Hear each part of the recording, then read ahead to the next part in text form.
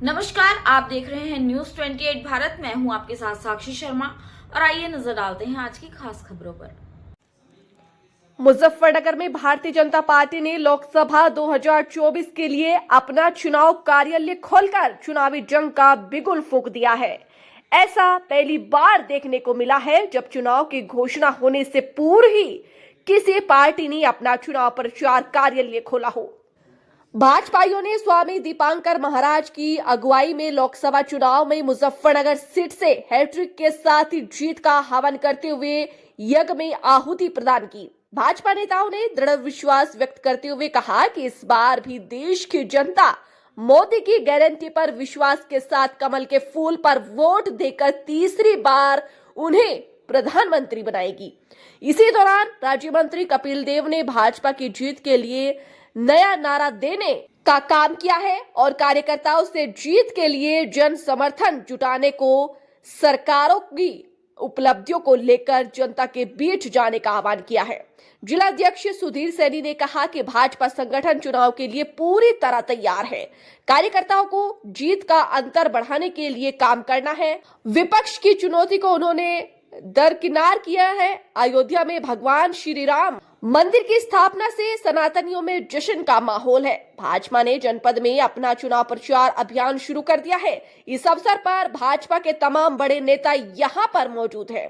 श्रीमती सुनीता बालियान जी यज्ञ में आहुति दी। साथ ही राज्य मंत्री स्वतंत्र प्रभार कपिल देव अग्रवाल, जिला अध्यक्ष सुधीर सैनी, राज्य मंत्री यशवीर चौधरी, अंजलि चौधरी, अंचित मित्तल, रक्षित नामदेव, धर्मेंद्र बिरला, सरताज राणा, सुशील बामनिया, श्याम रहेजा, नजर सिंह गुज्जर आदि बहुत सारे भाजपा नेता मौजूद रहे।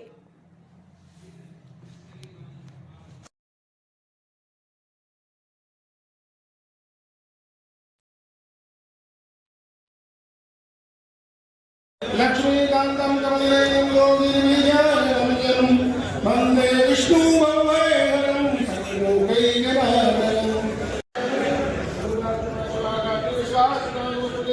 जय तुम देवी चामुण्डे जय भूतात्यानि इंद्रशिरोति निवासिनि विष्णुविलासिनि विष्णुरूपे भगवति हे श्रीकण्ठ कुटुम्बनि भूरि कुटुम्बनि भूतिकृते जय जय हे महिषासुरमर्दिनि रम्यकवर्धनि।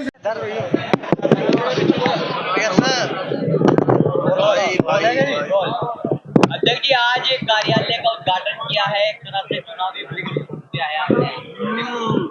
आज चुनावी कार्यालय का उद्घाटन किया है, चुनावी बिगुल फूंक दिया है। किस तरह की तैयारी है लोकसभा चुनाव को लेकर? निश्चित रूप से लोकसभा चुनाव के लिए भारतीय जनता पार्टी पूर्ण रूप से तैयार है और हमारी जो योजनात्मक पक्ष और संगठनात्मक पक्ष जो भी चुनाव के लिए आवश्यक है वो हमारी सब संरचना पूर्ण है। हमारा पन्ना प्रमुख तक, हमारी बूथ समितियां सारी बनी हुई हैं, हमारे पन्ना प्रमुख तक सब तैयार हैं, सब कार्य के लिए लगे हुए हैं और हमारी चुनाव लोकसभा की चुनाव संचालन समितियां, विधानसभा की चुनाव संचालन समितियां सभी बन चुकी हैं और हम चुनाव के लिए पूर्ण रूप से तैयार हैं। आज 2024 लोकसभा चुनाव के लिए हमने मुजफ्फरनगर लोकसभा चुनाव का आज यहाँ कार्यालय का उद्घाटन किया है और विधिवत आज से हम अपने चुनाव अभियान की शुरुआत कर रहे हैं। प्रत्याशी कौन होगा और कब तक ये फाइनल? भारतीय जनता पार्टी का शीर्ष नेतृत्व ये तय करता है कि प्रत्याशी कौन होगा।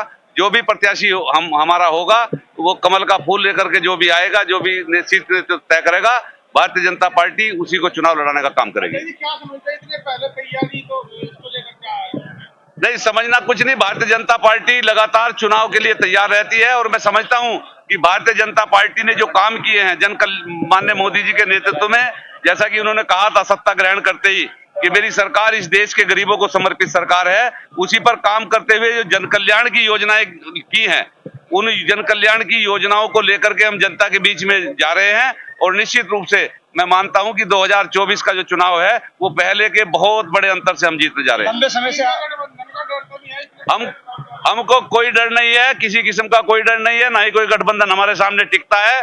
जिस प्रकार का गठबंधन 2019 में हुआ था, ऐसा गठबंधन उत्तर प्रदेश में ना कभी हुआ है और ना कभी होगा।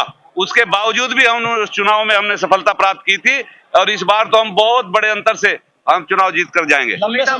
सुनीता मलिक ने आपके खिलाफ तहरीर दी है परसों, क्या चुनाव करने का अध्यक्ष जी, लंबे समय से आप पर मुजफ्फरनगर सीट है, इस बार कितना आश्वस्त है आप? बिल्कुल हम 100% आश्वस्त हैं और पूर्ण रूप से भारतीय जनता पार्टी इस सीट को जीतेगी और पिछले चुनाव के मुकाबले पर बहुत बड़े अंतर से भारतीय जनता पार्टी इस बार चुनाव जीतेगी। इस तरह चर्चा चल रही है कि जयंत चौधरी भी स्वागत करेंगे आप?